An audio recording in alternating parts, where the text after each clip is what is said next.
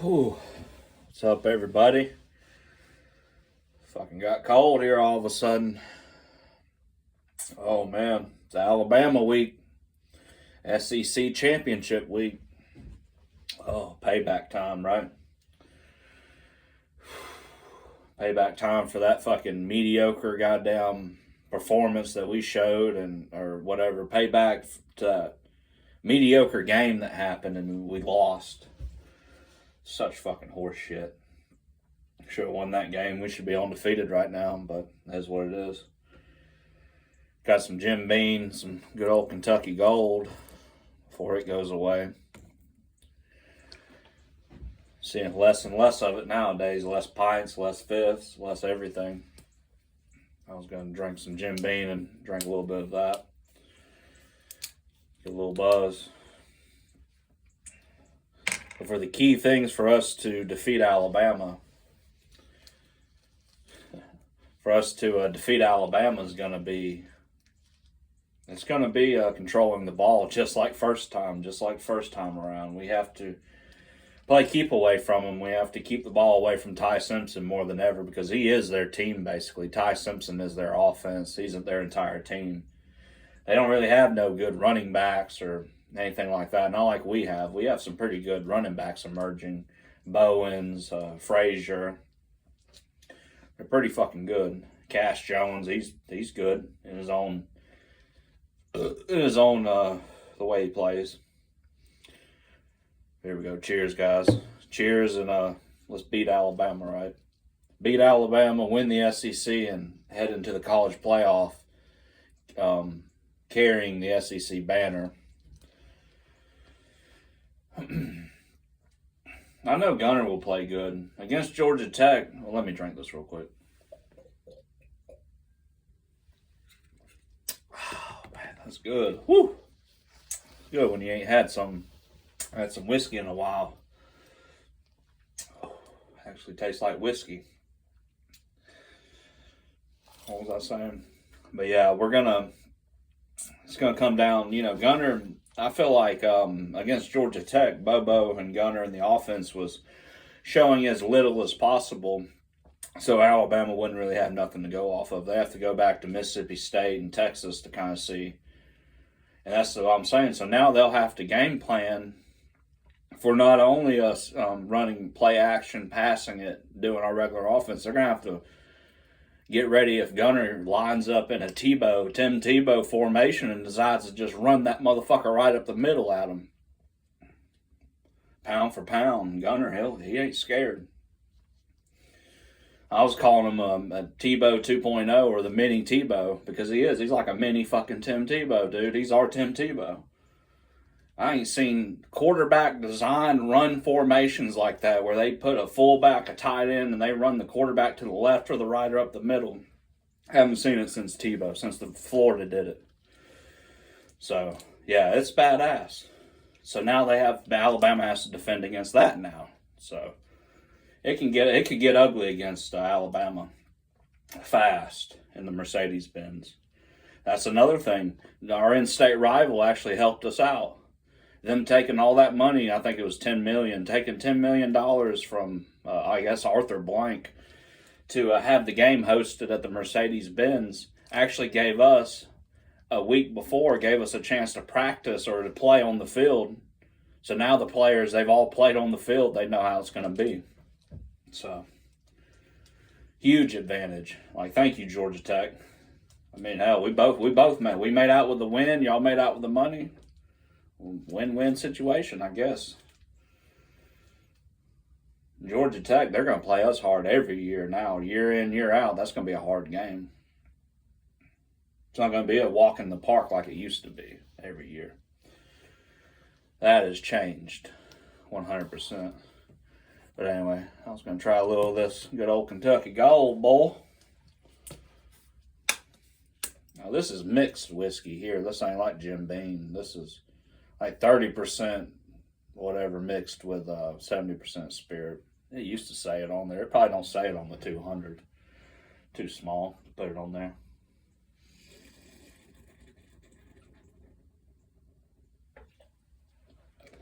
Oh, Got a good little swig out of it.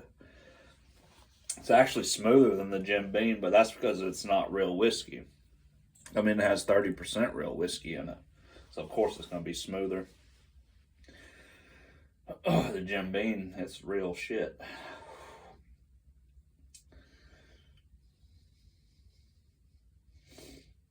Yeah, I can't wait for it. I mean, honestly, this is what I kind of wanted about, 2 or 3 weeks ago, right?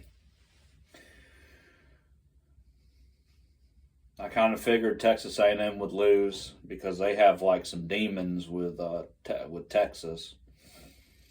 And then, Alabama almost lost to Auburn. If they make 1 or 2 plays, they win that football game, then we're playing Ole Miss. And then Lane Kiffin, probably a different story with the Lane Kiffin thing. Lane Kiffin probably would have stayed at Ole Miss. Why couldn't they wait until after the football season? That's what's baffling me. They couldn't wait, another month? Another month and a half to let football end and then let Lane Kiffin then go and take the job. It sounds like to me LSU's wanting to fuck over their rival. And I got some pictures too that basically say that LSU is Ole Miss's rival, like how we're rivals with Auburn. They are SEC rivals, so LSU might be doing this to derail Ole Miss's fucking chances. Sounds fucked up, but that's the way the game goes. That's what Georgia Tech was preaching the whole week. We want to ruin Georgia's season. Auburn was literally having death chants the night before, getting ready to ruin Alabama's season. I mean, the rivals, they love nothing more than to ruin your fucking season. They live for it. It's one of them things, too. Hell, you might be 3-8, right? You might only have 3 wins, but, man, you beat your in-state rival. You got bragging rights the entire year until you play again. No worse is, the worst one is Michigan, Ohio State. There was Ohio State fans saying, like, oh, it's great that we won the national championship, but we didn't beat Michigan. You know what Nick Saban said? Who gives a fuck? Who cares about Michigan? You won the national championship. That is the end goal. That is, if you are a college football player, a fan, a coach, whatever, that's the end goal, is to win the national championship. If it ain't that, then why is your program even playing? Georgia Tech woke up. In these last few years, they've woken up, but Georgia Tech, if you said something like that to them, they'd be like, I don't even care about it. Well, then why do you even have football then? If you don't care about it. They care about it now. They got their guy back. They got their guy in there, Brent Key. Brent Key's a great coach. Just like Pitt, like I was telling Hugh. Fucking Pitt. Dude, y'all have Segnetti, or whatever the fuck his name is. I don't remember his name, but he's a good football coach, dude. Pitt is going in the right direction. Georgia Tech's going in the right direction. Now, are they going to win the national championship next year? No, but I mean, they're in the right direction. Win more than 10 games. If you can win 10 games, win more than 10 games, you're in the right direction. You're going to the playoff. That's facts. All Pitt had to do was just win. That's all Georgia Tech had to do, just win. Now they're saying if Duke wins the ACC, then no ACC team will go. Not Miami, not Carson Beck. Ain't that weird? They should put Miami in there just for shits and giggles. Not only should they put Miami in there, they should put them in our bracket. Yeah. So if they win, then they got to play us. Kirby, oh boy, he'd be licking his chops because I seen a speech that Kirby said, and he said that he wants to play. He said when the player leaves, they're leaving because they're not as physical and they can't meet the standard of the physicality at the University of Georgia. He said that team that the player goes to, that Georgia wants to play that team. We want to play less physical teams. Fuck yeah. Walk in the park. He was throwing shade at Miami. He was throwing shade at Carson Beck. That was 100% directed towards Carson Beck. I don't give a fuck what anybody says. It was directed towards Carson Beck. So that if we get a chance against them again, it's going to be a Kirby, Sometimes Kirby, he tells them to let up. He'll put the third strings in there, third stringers. Now, against Miami, it might be like the national championship. Starters playing the entire game, 65 to fucking nothing. Complete destruction. I mean, look at what we did to TCU. We destroyed their football program.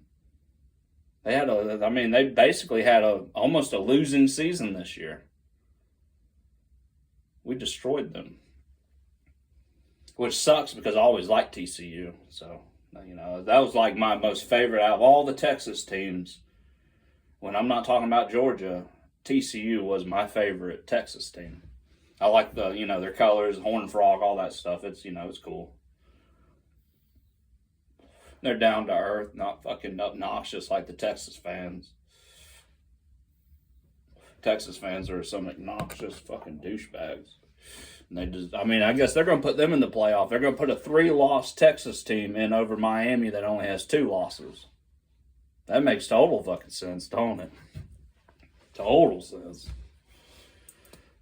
Anyway, that's why I said just win out. That's all Georgia had to do was just win out, and then we don't even have to worry about any of this stupid shit. Even if we lose the SEC, which I don't want to, we need to go back to back. Like, we do not need to lose again to Alabama. We've lost way too many fucking times. We need to start winning some of these fucking games, if you know what I mean.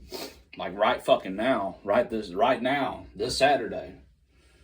Not just we'll win. We need to kind of show, like, you're not going to just come in here and it be an easy game or a walk in the park. We're going to whoop your ass. It's going to be a different story, different ball game this time around. It's going to be an ass whooping time. Here we go. Cheers, guys. We need it too, man. We need to really take it to Alabama.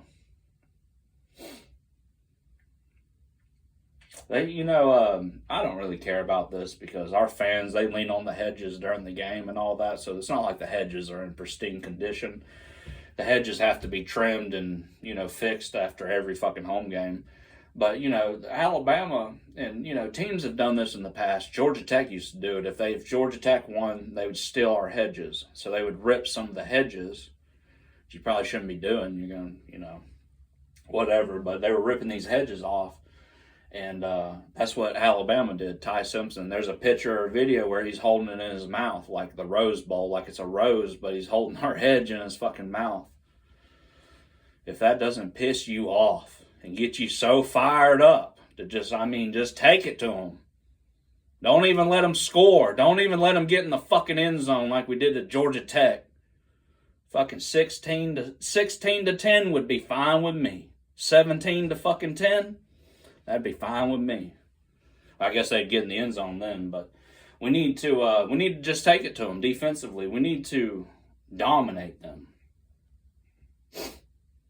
If we don't do it this time, I don't think we ever will, to be honest. It might be a psychological thing with Kirby.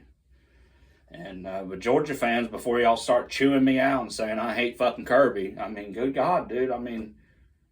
If he don't win this game, we got to start asking some questions here, specifically to Alabama.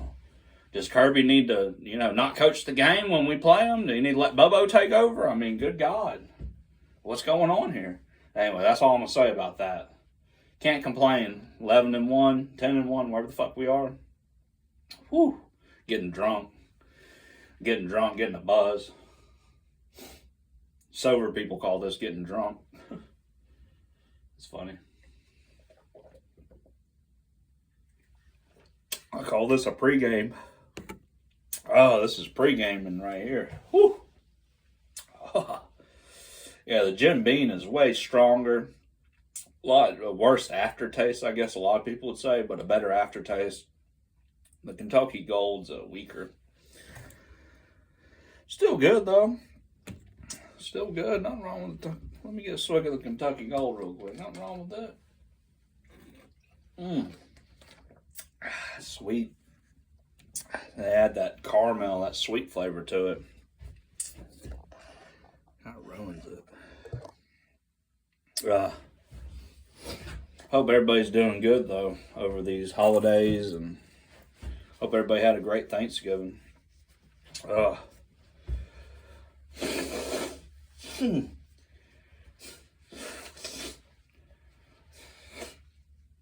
It'd be interesting to see if Still Worldwide goes to the Alabama-Georgia game. Which the thing about it is, the reason why he didn't see many tailgaters or see people tailgating or just see as many people like he did at Auburn is because that's not really a place to tailgate. That's what I'm saying. You walk off like here at Georgia and Athens, you can literally walk off, leave your tent, leave all your stuff, go to the game, come back, and maybe all your stuff's there, But usually, about 8 times out of 10, your shit's going to be there. Your important shit. Somebody might run off with your fucking beer and your liquor, but people aren't like stealing your TV and stealing your cookers, your fucking smoker. In Atlanta, you can't have that shit out there. They'll fucking steal it. So that's why there's not, even in Alabama, Georgia, I mean, a lot of Alabama fans might stupidly come and tailgate, but there's not going to be many Georgia fans because Georgia fans know not to tailgate. The ones you've seen, it looked like they were kind of in packs or whatever. They were kind of, they were looking out for each other,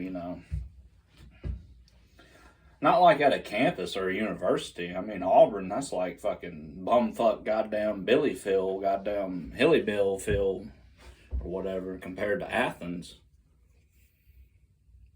On Athens, the fucking people, they tailgate right on the campus. Because the campus literally intertwines with the football stadium.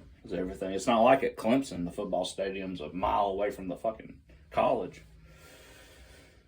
Or like in Tuscaloosa, too. I don't think their stadium's next to their fucking shit-ass college in Alabama.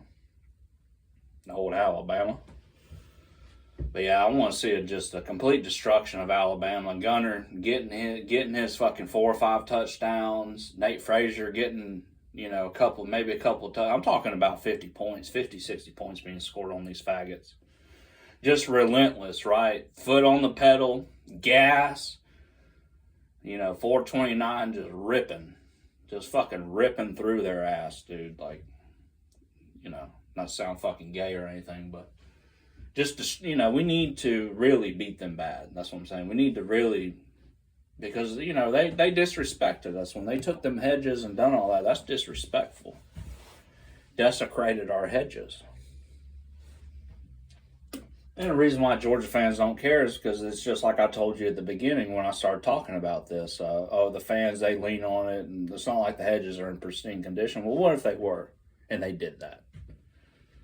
Because they were going to do it anyway. They would have done it anyway.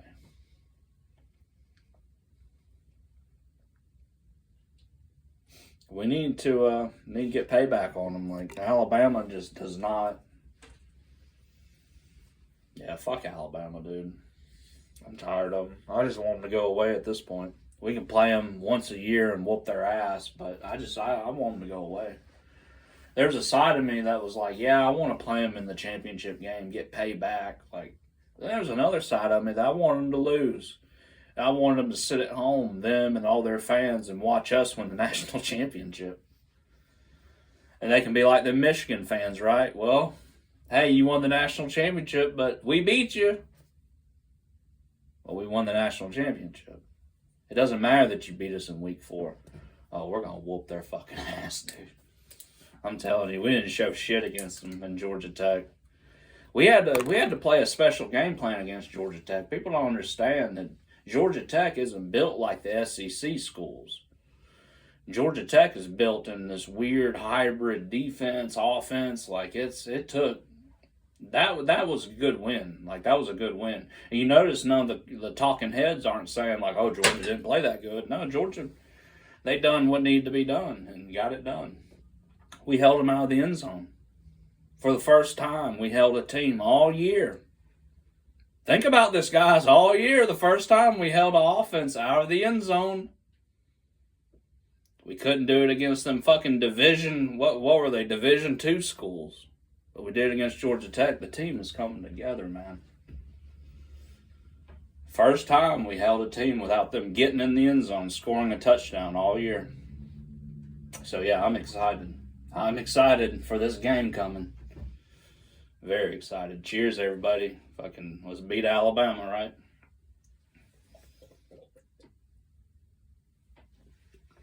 And still worldwide being the way he is, that's like going to be the icing on the cake when we beat them. And then he's going to say, like, oh, I never cared about football anyway. Some shit like that. He'll fucking deflect and be like, I don't even fucking care no more. Yeah, you don't care that they lost now. He's probably fucking sweating bullets, If he actually cares about Alabama. He's a bandwagoner. I know exactly the type of guy he is because he ain't from Alabama.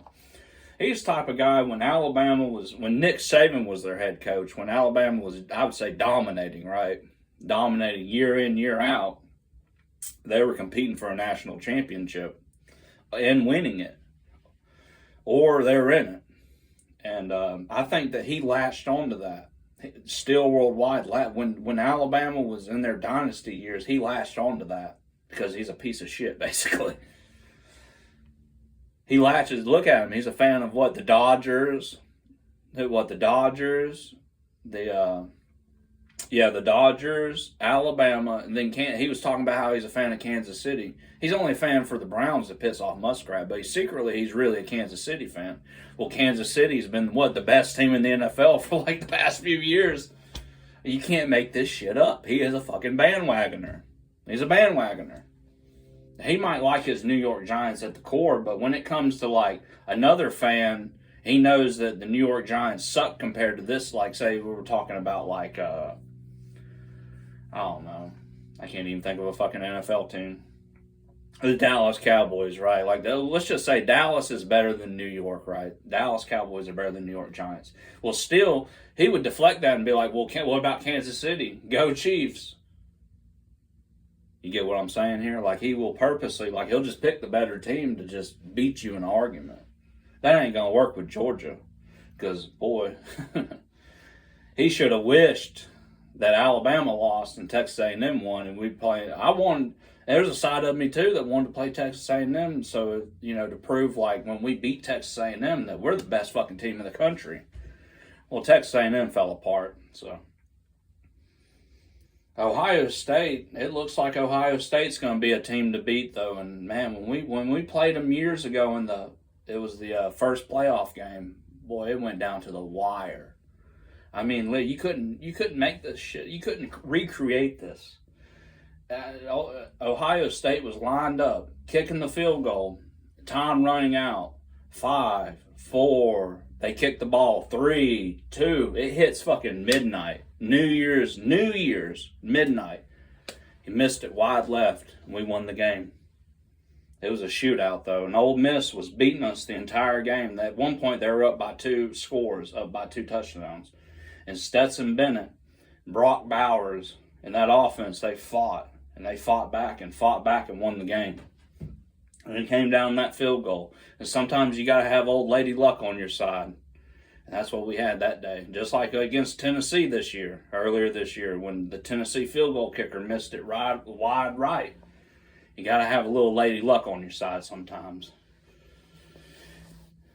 So, yeah, Ohio State, that will be probably who we play in. And they'll set it up, too, right? They'll set it up to where we won't play them. Like, if we went out and they went out, we'll play in the championship, the national championship. That's the way they'll set it up.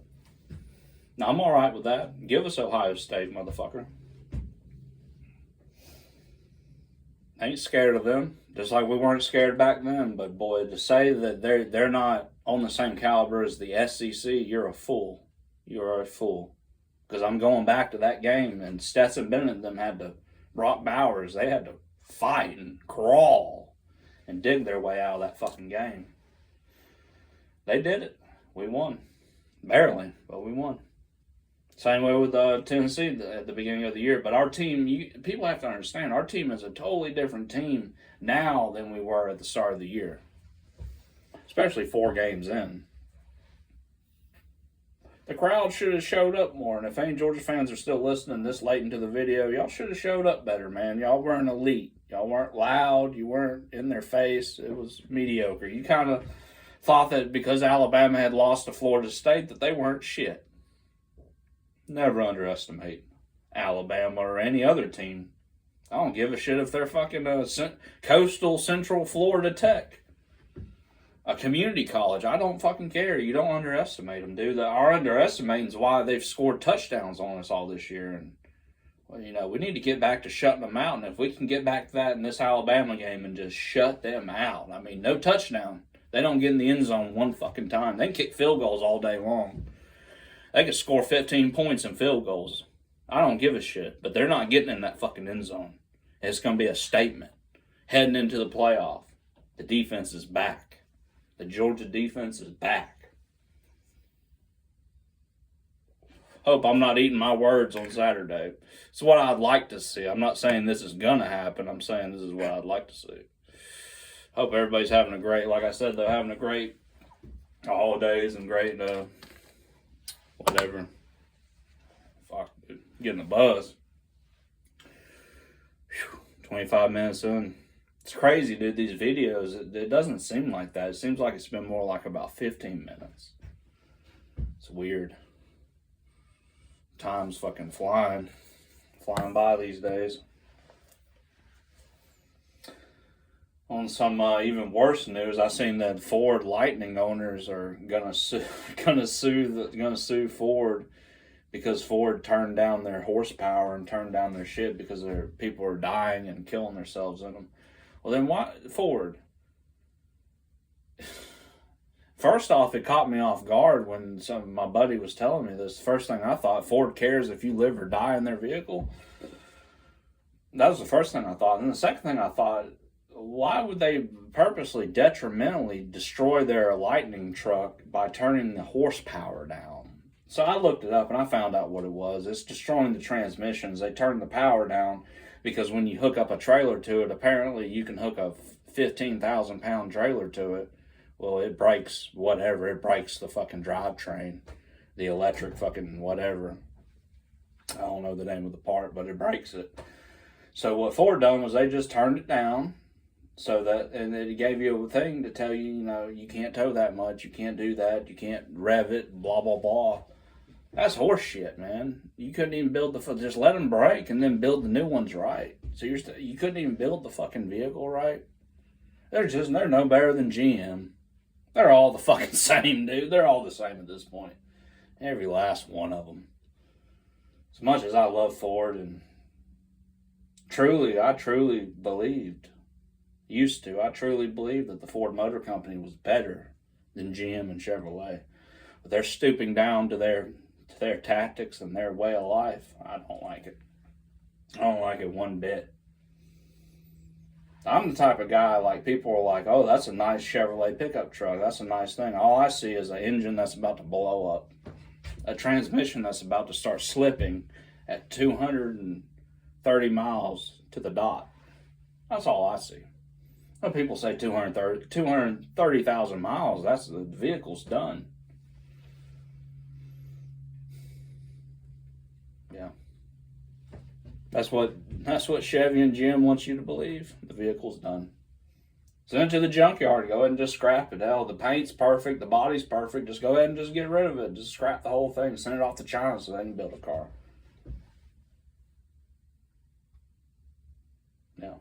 That's the condition of America, though. That's the way Americans think, though. They think like, oh, the engine's gone, whatever. It's a money pit, right? People should, I don't know. This might be the mechanic in me saying this, but people should get their shit fixed, you know what I mean? Keep it running nice. As much as these new vehicles are, it's almost making us mechanics look right. And I've made so many videos talking about how I don't like the new prices. I hate them because people are going to buy less new vehicles, and then what's going to happen is going to happen like with the Ford Ranger. The Ford Ranger, cheers guys. The Ford Ranger is a perfect vehicle to use as an example because I seen a video, and it was a 2011 Ford Ranger, 4x4, nothing special, XLT 4x4 with like the 3-liter, 4-liter, I don't know, V6, and they were wanting like $17,000 for it, and the lowest would be $15,000 depending on your trade-in or whatever.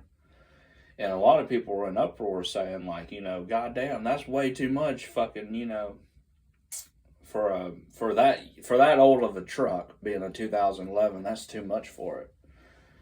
Here's the reality, guys. And they showed it in the video. They looked up that same year truck. There was only 15. No, there was actually 10 of them. There was only 10 of them in the entire U.S. That XLT extended cab 4x4 Ranger. 10 of them. And he said all the other 10 of them were beat up, 200,000, 300,000 miles. They were work trucks that were beat to hell and back. The one that they had was a grandpa owned it and only drove to town and back 1 or 2 times a fucking week. So it had 40,000 miles. For a 2011 to have 40,000 miles, that is wild.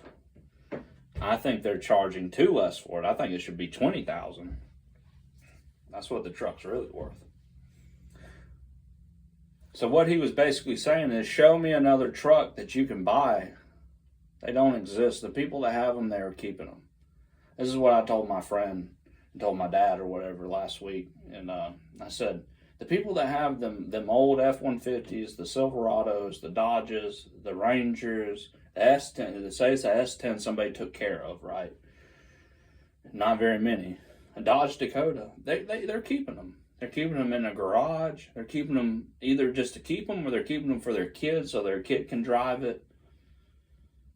Because they know how good the vehicle is. They feel ashamed and feel gutted. And I would too. I'd feel gutted to sell my truck for $7,000. It's worth way more than that. It's worth $20,000 all day long. Is anybody gonna pay me that? No. And would I ask somebody for that? No. No, I wouldn't. I ain't selling that fucking thing. I got plans for that truck. Let's just put it that way. Cough, cough, V8 going in that motherfucker. Just like the other one I had.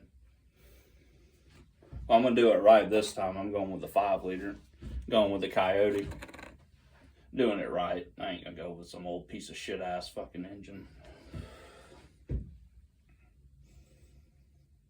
And once that happens, that truck will probably become like them other ones, like I talked about, sitting in a garage, whatever, because I'm not going to want to just drive it every day. Like, I don't know, it's Ford, GM, Dodge, Toyota, all of them, they need to fix their prices real fast. Because I seen even a Toyota Tacoma, it was $60,000 for a TRD edition. $60,000 for a fucking Toyota pickup truck.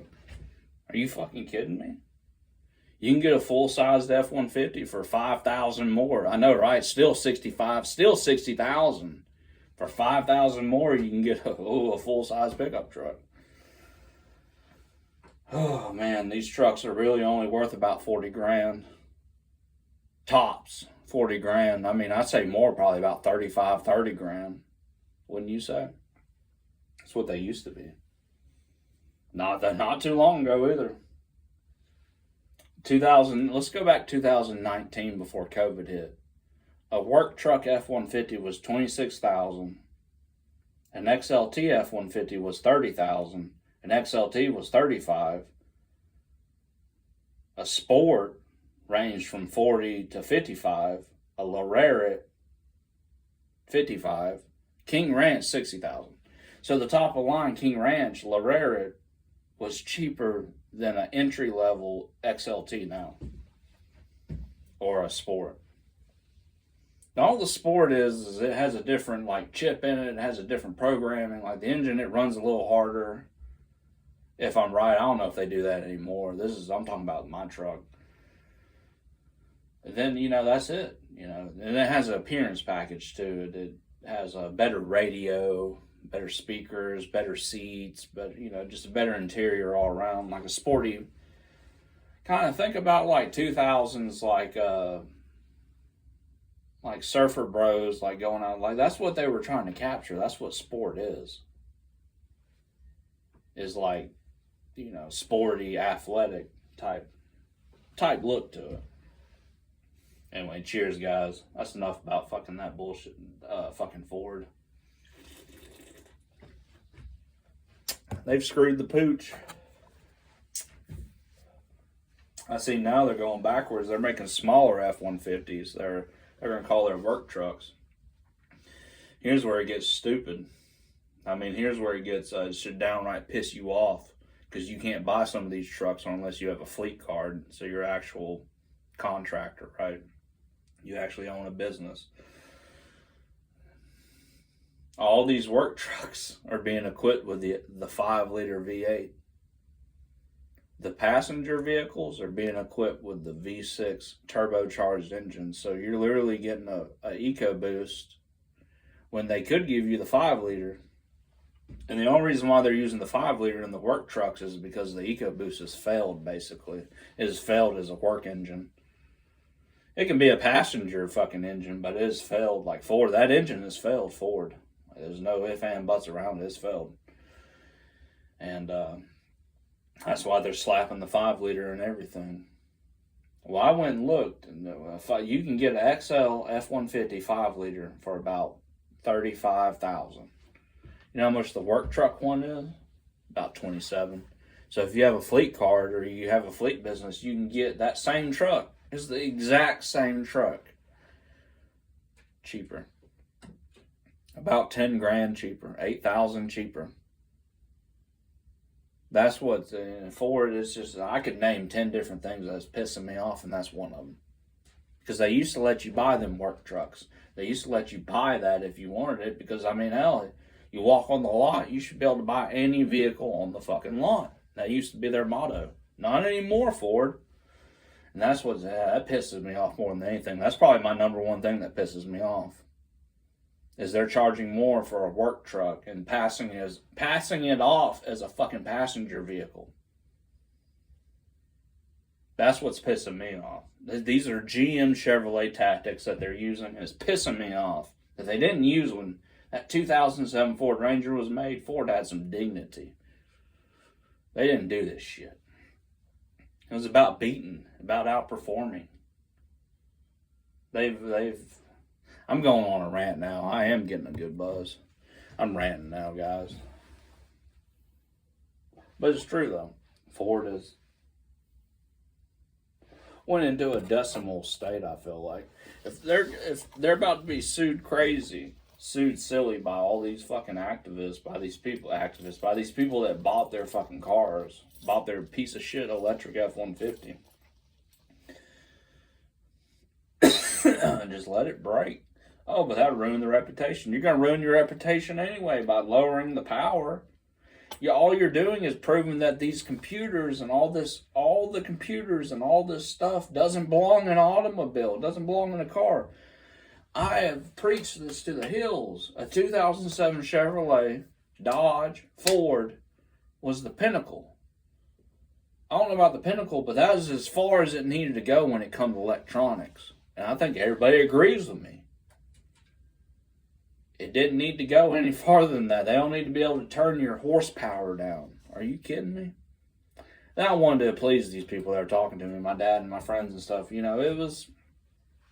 I told them, well, they could do like Dodge done. They could give them different keys, Ford could. Hey, come out here to dealership. You're going to have 3 different sets of keys. This one's like you're going to kill yourself. This one's like you might kill yourself. This one, you're all right. Why didn't you make the truck good enough to withstand 650 horsepower? I mean, I understand what they're saying. These trucks, you just barely tap the pedal and you're going 100 miles an hour down a fucking straightaway. I mean, the type of power, you had to have a Ford Mustang, a Chevrolet Camaro, a Dodge Charger, a Challenger. You had to have a car like that. I mean, a Toyota Supra. You had to have, these fucking just mean, badass horsepower cars to even achieve this type of speed. This electric F-150 does it without even fucking blinking. It does it like it's walking in a fucking park. He'll smoke a Mustang, a Camaro, and a Charger off the line because it's electric. So Ford turning the power down, they done lost their fucking minds. They lost their minds a while ago, guys. I think the last true beautiful invention by Ford was the Ford Raptor. It would piss you off. You see, a 2010 Motor Week, the Ford Raptor was $38,000 base price. So that's roll down windows, no radio, nothing. A plain Jane Raptor, $35,000. 35 to 38. You can't even get a 2-wheel drive F-150 for that. I mean, I guess you come right in at 35 on a 2-wheel drive F1, a plain Jane F-150. What has happened? The Raptor's even more now. Let's say, okay, it's $35,000. Now it's $100,000 for a base price Ford Raptor. $100,000. Well, you can do simple math, can't you? 35,000 times 2, that's $70,000. It costs $100,000, so it's $30,000 more than what it was there. They're fucking you. So just use that right there, what I just said. Use that analogy to all these vehicles. Every last one of them. They're all over, they're 30%, 40% over fucking priced. Oh man, it pisses me off. Yeah, Ford Raptor ain't even 70,000 now. It's 100,000. That's all you need to hear right there. Some will say, oh, 2010, will be 2020. Well, COVID kind of fucked everything up. So we're really, 2025 is really like 2020, or 2021 to be honest, in retrospect. Let's be honest, let's not fool ourselves. It fucking sucks, but that's just the way it is.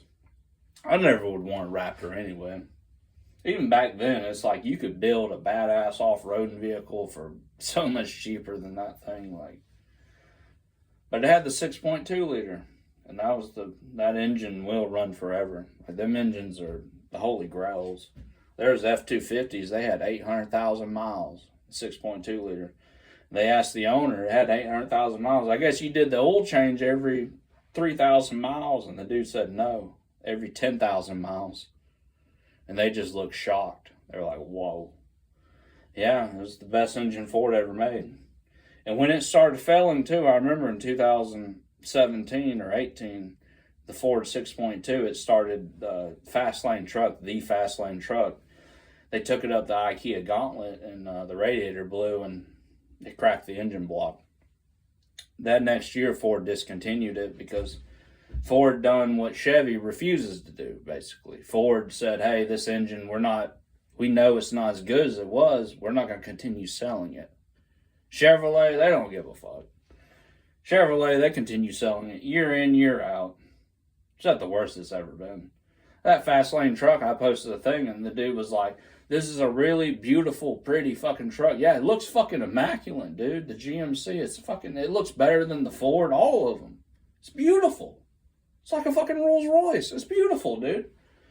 But that 6.2 liter, it's a ticking time bomb under there. I tell you, rich people, they don't like being stranded on the side of the road. And some people say, oh, well, they got AAA. I'm telling you, rich people don't like being stranded on the side of the road.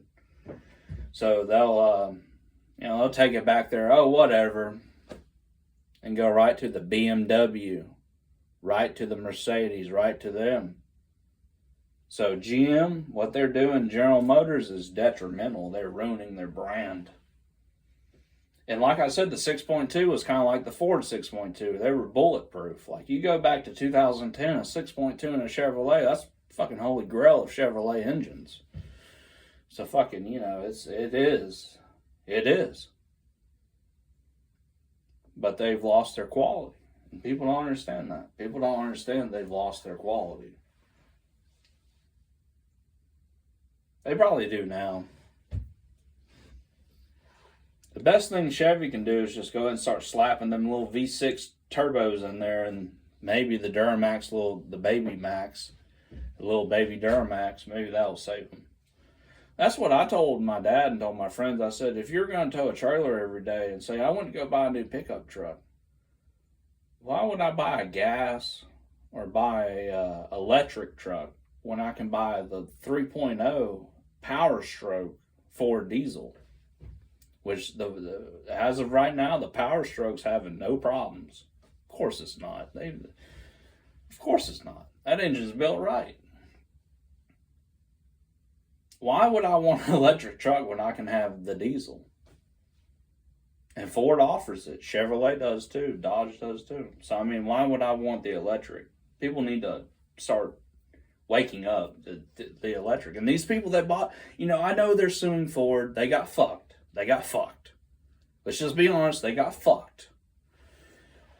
But to sue Ford and take it up with them because they're turning the power down so you don't kill yourself, you should be thanking them. They're telling you, hey, this truck you can't be going fucking, full throttle. The truck wasn't made to do it. You can't tow this much. You're going to kill somebody. The trailer's going to fucking, it's going to break. You're going to kill somebody. I kind of figured too, because I remember a few weeks ago I was looking in a parking lot and it was a beautiful white electric F-150. It had the American flag badge and everything. I was just looking at it and I was looking around it and I got down and looked under it. I was like, man, this thing looks cheap. And when I mean cheap, I mean this thing cannot do what they say that it's going to do. This thing is not a pickup truck. It's not built Ford tough. So that's what's happened, basically. So, yeah, if you're an owner, I mean, you could sue them, but it's one of them things, if they told you, like, you can only tow this much with it, you can only do this much with it, you shouldn't be, doing 0 to 60 pulls at a red light. I don't know, is Ford right or are they right? I don't know. I guess we'll find out in the lawsuit. Because Ford has a team of lawyers. That's what I was thinking. Ford, they could make this go on for 100 years. I mean, they have a team of fucking lawyers. As if Ford is around that long. It's funny, ain't it? They're all in that state, though. They're not all. The Big Three's in one of the worst states ever. Possible. 46 minutes. This has been a good video right here. Leading into the old Alabama game. I'm going to go ahead and end it, guys. Don't fucking buy these new vehicles. Fuck them. If you got one, take it back and try to get as much money back. Fuck them. Get you a good old Blazer. Or an old Ranger. Or an old Bronco. Old Dodge Dakota. Just keep it running. Keep it running. That's the beauty about these old vehicles. If you drive them clean and nice, they'll last forever, man. It's when you drive them hard, that's when they start failing. That doesn't apply to a F-150. It didn't until now. Ford ain't going to let their 5.0 fail. Because that's their pride and joy. The 6.2, which is really the 383, or was it a 383 or 382 Chevrolet engine? That was Chevrolet's pride and joy too. So, if it could happen to Chevy, it could happen to anybody, I guess. But I truly do believe, or I like to think that Ford has their bearings more in set than Chevrolet or GM. GM's just sorry, man. I mean, years ago in 2008, 2009, they wanted to deny. I mean, these workers, they had worked there for 30, 40 years. Spent their whole life. Gave their whole life to GM. Probably loved it, right? Talked good about GM. Probably talked a bunch of people into buying GMs or whatever. They refused to give them their pension money. Their retirement money. That was right then when I realized General Motors, GM, they are some of the most scummiest people on the planet. They make us look bad. They make Americans look bad. Then to make it even worse, the vehicles they're building are complete trash. Like nowadays, their vehicles are complete trash. It's not like Ford's any better. Some people say, oh, Ford ain't any better. And I will say this, the 6.0 Power Stroke ruined Ford's reputation. Let's be honest, that's where all that Ford hate comes from, because you got to dominate the big truck segment. And big truck, I mean F-250, F-350, F-450, and Ford fell on their face. And during that time, Chevy was dominating with their Duramax and the Allison. They beat us. They beat Ford. But now Ford is beating them technically. I don't know if you call this beating them. They're all kind of in a sad decimal fucking state of affairs, I guess you'd say. Ford is the best, though. Like, the Ford... Fuck, man. Like, when I see a Ford, it reminds me of a Jeep. And you only know it when you know it. You've only been out in the backwoods and you see a Jeep or you see a Ford or you see a Chevy, you see a Dodge, you see them all rip. In a Jeep, it has a certain way it rips through the mud, it off roads. Like, I've only seen a Ford be able to replicate that. The Rangers, the F-150s. Now, the new Fords, they've ruined them. They put air suspension or coilovers and all that shit. They've ruined it. I'm talking about the old Fords. Like I said, the 2000 to 2013. Them are the trucks you want to buy. Them are the trucks, SUVs you want to buy. I don't give a fuck what anybody says. If it don't look good, gut the motherfucker. Gut it.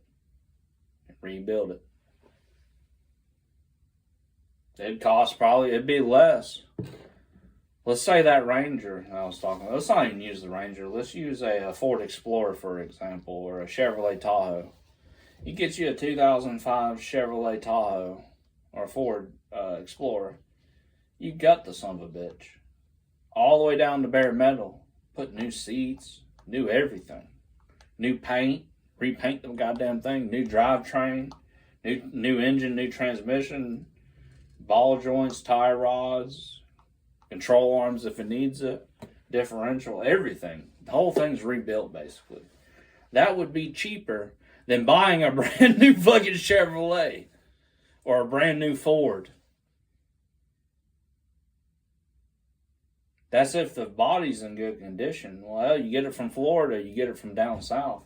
Yeah, of course, the ones up north, they rusted. I mean, rusted like really bad.